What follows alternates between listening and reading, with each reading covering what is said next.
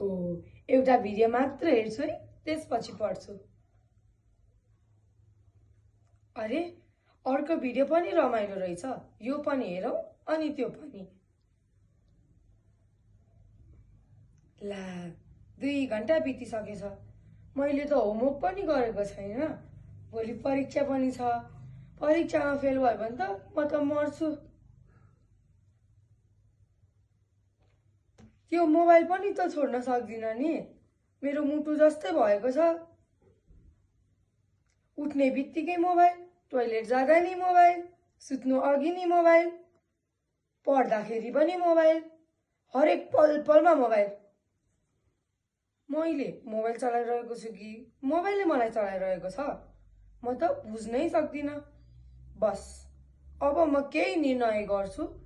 मेरो मोबाइल साथी हो, मेरो मालिक होइन। म पढ्ने बेलामा पढ्छु, खेल्ने बेलामा खेल्छु, परिवारसँग कुरा गर्छु र मेरो घरमा आउने सम्पूर्ण पाहुनाहरूसँग पनि राम्रोसँग बोल्छु। त्यो समयमा खाना खाने बेला, टोइलेट जाने बेला, पढ्ने बेला, सुत्ने बेला, परिवारहरूसँग कुरा गर्ने बेला, आफन्तसँग कुरा गर्ने बेला म मोबाइल चलाउँदिन अनि आफूभन्दा टाढा राख्छु।